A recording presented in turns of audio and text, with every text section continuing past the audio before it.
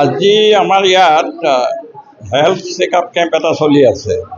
এইটো আমি আহিছোঁ গুৱাহাটীৰ পিউজ গ্ৰুপ অফ ইনষ্টিটিউশ্যনৰ পৰা।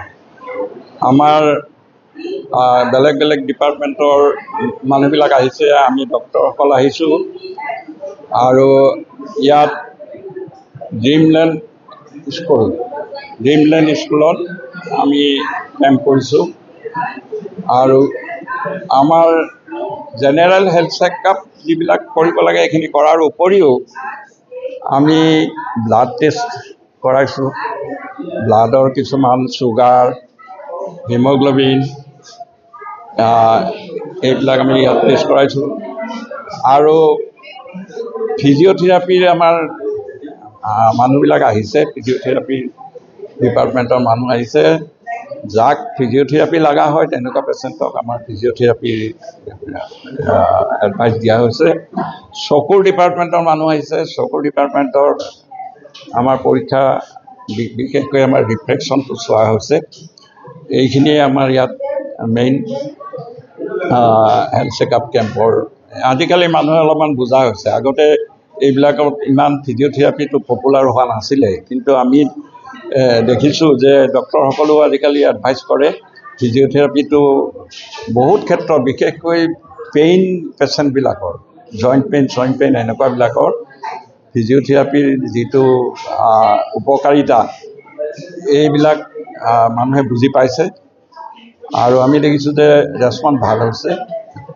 তেনেকুৱা পেচেণ্টৰ আমি পাইছোঁ। ঔষধ আছে, আমি কিছুমান গোটেইবিলাক আমি নোৱাৰিলেও প্ৰাথমিক যিখিনি ঔষধ পাৰোঁ আমি দিবলৈ চেষ্টা কৰিছোঁ। বিশেষকৈ জ্বৰ, কাহ ইত্যাদিৰ কাৰণে, বিষৰ কাৰণে আমাৰ ঔষধ আছে, এইবিলাক আমি দিছোঁ। বিনা পইচাৰ আমি ঔষধ আমি দিছোঁ। এনেকুৱা কেম্প আমাৰ মাজে মাজে হৈ থাকে। আমি বেলেগ জেগাত কৰোঁ, বেলেগ জেগাতো আমি এনেকুৱা ধৰণে এইখিনিয়ে এৰেঞ্জমেণ্ট কৰোঁ আৰু আমি তেনেকৈ মানুহৰ সঁহাৰিও পাইছোঁ, ইয়াতো পাইছোঁ, ভাল সঁহাৰি পাইছোঁ। আমাৰ এতিয়া আমি দুজন চিকিৎসক আহিছোঁ, সেই হিচাপে আমি বহুত বেছি পেচেণ্ট আমি চাবও নোৱাৰিম। তথাপি আমি এক্সপেক্ট কৰিছোঁ যে 100ৰ ভিতৰত মানুহ আমি চাব পাৰিম। এইটো মানে সজাগতা সৃষ্টি কৰা মানুহৰ মাজত, যে সাধাৰণ যিখিনি ধৰক অসুখ পাতি হৈছে সেইখিনি এই বিনামূলীয়া শিবিৰবোৰতে দেখুৱাই পেলাই মানুহে যাতে তাৰ প্ৰতিষেধক নাইবা তাৰ চিকিৎসাৰ ব্যৱস্থা ল'ব পাৰে। এইটো অৱশ্যে পূৰ্ণ পৰ্যায়ৰ শিবিৰ নহয়, গতিকে ইয়াতে কিবা ৰোগ যদি ডিটেক্টেড হয় সেইখিনি আকৌ ৰেফাৰ কৰা হয় যাতে আৰু পূৰ্ণ চিকিৎসা সেইটো ল'ব পাৰে। গতিকে এইটো মানে প্ৰাথমিক এটা শিবিৰ, প্ৰাথমিক চিকিৎসা প্ৰদানৰ শিবিৰ। আৰু আমাৰ এই গুৱাহাটীস্থিত পিউজ গ্ৰুপ অফ ইনষ্টিটিউশ্যন আৰু এপ'ল' চেৰিটেবল ফাউণ্ডেশ্যনৰ যুটীয়া সহযোগত আজি কৰা হৈছে। এনেকৈ বিভিন্ন NGOৰ সহায়ত পিউজ গ্ৰুপ অফ ইনষ্টিটিউশ্যনে কৰি থাকে মাজে মাজে, আৰু সেইবোৰত আমি গৈ ৰাইজৰ সঁহাৰি ভালেই পাওঁ। প্ৰধানকৈ আমি গ্ৰাম্য অঞ্চলতেই যাওঁ, কাৰণ টাউনীয়া অঞ্চলত ধৰকচোন বিভিন্ন সুবিধা উপলব্ধ হয়েই। যিখিনি অলপ গ্ৰাম্য অঞ্চল থাকে সেইখিনিত হয়তো কেতিয়াবা কিছুমান সুবিধা উপলব্ধ নহ'ব পাৰে। গতিকে আমাৰ মানে উদ্দেশ্যটো হয় যে প্ৰধানকৈ গ্ৰাম্য অঞ্চলত আমি এই শিবিৰবোৰ অনুষ্ঠিত কৰিম।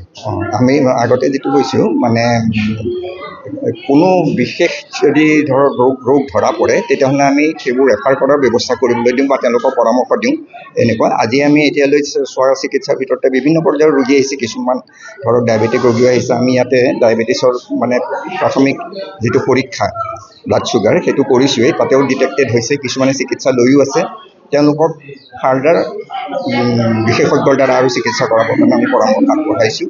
নাইবা এনেকুৱা জৰায়ুৰ অস্ত্ৰোপচাৰ হৈ যোৱা ৰোগীৰো কিছুমান উপসৰ্গ পাইছোঁ, তেওঁলোককো মানে নিৰ্দিষ্ট তেনেকুৱা ধৰণৰ উপদেশ দিয়া হৈছে।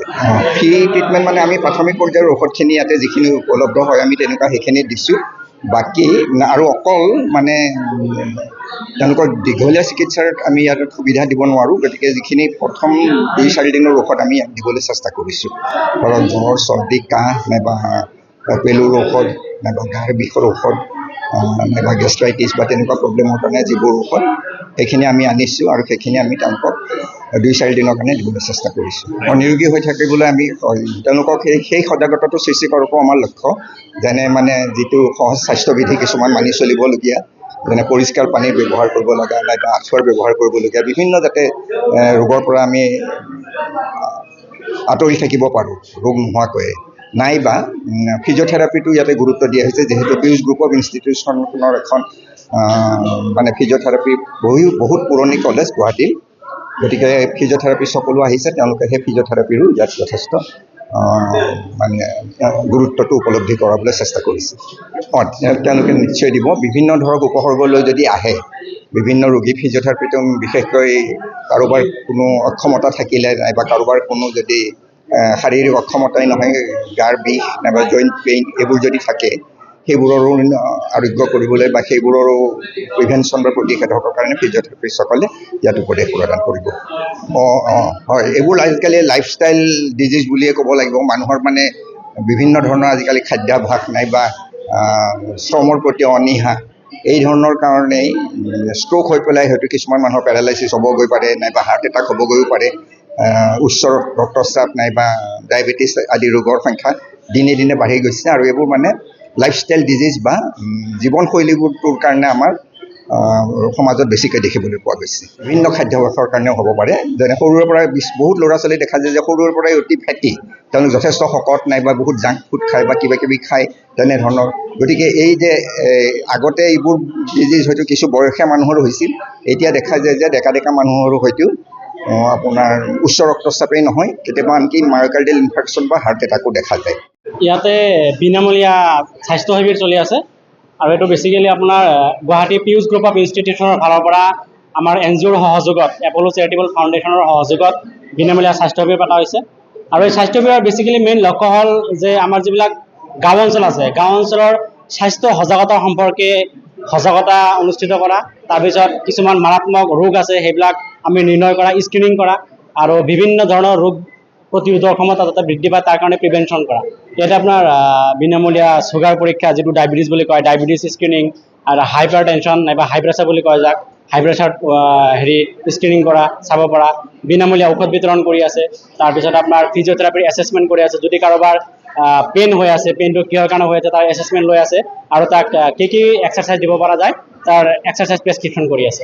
ৰাইজৰ সহযোগিতা আমি অভূতপূৰ্ব সহযোগিতা পাইছোঁ, আৰু ইতিমধ্যে আমাৰ বহুত পেচেণ্টে ইতিমধ্যে নিজকে দেখালে আৰু প্ৰেছক্ৰিপশ্যনো কৰিলে। আমাৰ ছিনিয়ৰ ডক্টৰবিলাক আছে, তেওঁলোকে প্ৰেছক্ৰাইব কৰি দিছে, সেইমতে আমাৰ ঔষধ বিতৰণো চলি আছে।